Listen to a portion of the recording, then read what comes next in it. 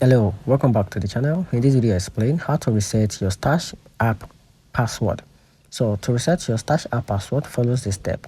So launch the app on your device, then access the login screen. So on the login page, tap on forget password, then provide the email address associated with your Stash account. Then Stash will send a password reset link to your email. Open the email and click on the link. Then follow this prompt to create and confirm your new password. So if you prefer to reset your password via the website, which is visit the Stash Forgot Password page, then follow the similar step.